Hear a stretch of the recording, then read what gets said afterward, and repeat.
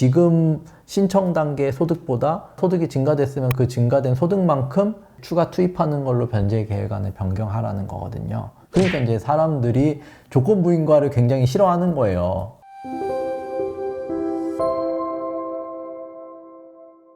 교수님, 그 개인회생 인가 결정이 나고 나서 이 소득이 늘게 되면 네. 변제금을 더 내야 하나요?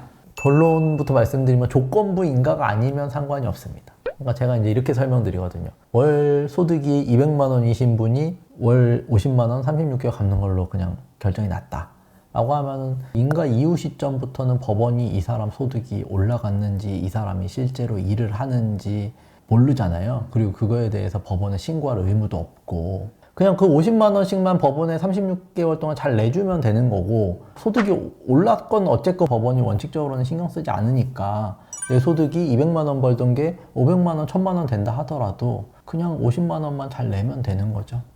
그게 그 변제계획안 10번 기타 사항 소득 신고 및 소득 증가 시 변제계획 수정 시청상 이런 관련된 내용인가요? 네, 그게 이제 조건부 인가라고 해서 소위 말하는 인가는 해주되 조건이 붙이는 거잖아요. 매년 혹은 6개월에 한 번, 심한 경우 4개월, 분기별로 한 번 소득 자료, 재산 현황에 관한 자료들을 법원에 이제 신고하게끔 되어 있어요. 지금 신청 단계 소득보다 소득이 증가됐으면 그 증가된 소득만큼 추가 투입하는 걸로 변제 계획안을 변경하라는 거거든요. 지금 시점에 내가 200만 원 벌어서 200만 원 기준으로 변제금이 산정이 됐지만 인가 후에 500만 원, 1000만 원으로 소득이 올랐다? 그러면 그 소득을 기준으로 변제금이 산정되니까 그때는 더 투입을 해야 되겠죠.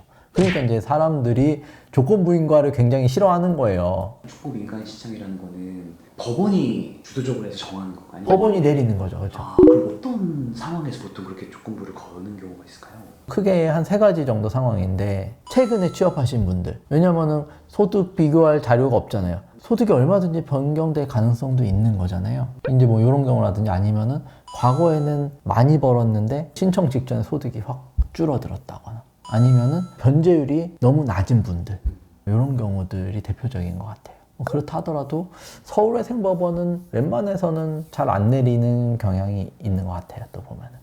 그러면 변제 기간만 조금 더 빨리 끝내고 싶으면 일시불 형태로 빨리 지불을 하고 빨리빨리 납부하는 것도 가능한가요?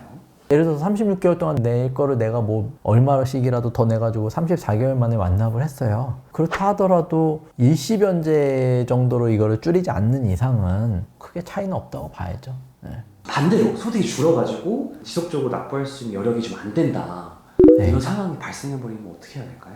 한두 번 그냥 일시적으로 미납이 발생하는 거다. 그런데 다시 회복이 가능해서 낼 수 있다라고 하면 미납금 합계액이 3개월 분이 안 되면은 폐지되는 걱정은 없다라고 말씀드렸으니까 면책 기간이 한두 달 뒤로 밀리는 것 뿐이지 계속 잘 납부하시면 된다라고 말씀드렸고 만약에 정말로 계속적으로 소득이 쭉 줄어들 수밖에 없는 상황이다. 그래서 기존의 이 변제금 자체를 감당할 수가 없는 상황이다라고 하면 그런 사정들을 설명을 해서 변제계획안 변경 신청을 하든지 이런 방안을 고려해 보실 수 있을 것 같아요. 그러면 변제계획안 변경 같은 경우에는 별도 수임료가 발생을 하는 건가요? 아예 사건을 새로 신청하는 것만큼의 수임료는 아니겠지만 변제계획안을 다시 짜야 되고 뭐 관련한 보정 서류들을 또 다시 내야 되는 그런 일련의 프로세스들이 진행되기 때문에 일정 부분 이제 비용이 추가로 발생할 수는 있습니다. 우리의 부모님 시대를 보면 이혼을 한 케이스가 나중에 보니까 빚이 아빠한테 있었어가지고 네. 엄마 아빠가 이혼한 케이스들이 있잖아요. 그럼 그때는 엄마나 저희 가족한테는 안 오는 거. 네, 결국에는 그 재산 뺏어갈 수 있느냐 뭐 불이익이 있느냐인데 이혼을 안 하더라도 채무자인 그 당사자분이 사망하셔서 채무가 상속되지 않는 이상은 명의로 되어 있는 재산에 대해서는 다른 사람 명의니까 원칙적으로는 건드릴 수는 없어요. 근데 이제 문제가 되는 건 이런 거예요. 아버지가 사업을 해요. 아버지 명의로. 재산도 아버지 명의로 다 있었어요. 근데 어느 순간 사업이 꼬꾸라지니까 그러니까 이제 이거 뺏길 것 같으니까 이미 빚은 이만큼 쌓여 있는데 그때서 뭐 가족이나 뭐 이렇게 돌려놔요, 명의를. 부동산이나 이런 재산들은 기록이 다 남잖아요. 이미 이 사람이 채무가 많이 있는 채무 초과 상태에서 재산을 빼돌린 거니까 이런 거는 이제 사행위 취소 소송이라 그래가지고 소송을 당해서 다시 이제 뺏길 수는 있어요. 근데 그런 게 아니라 원래부터도 배우자나 자녀들의 명의의 재산이었다. 그거는 사실 다른 가족이 신용불량 상태가 됐다고 해서 뺏길 염려가 있는 건 아니죠. 그러면 남편이 그 회사 시장할 때 부인의 통장 같은 것도 확인을 한다고 했잖아요. 그거는 하나의 확인차인 거지 소득을 합산해서 변제금에 대한 차이는 아닌 거예요.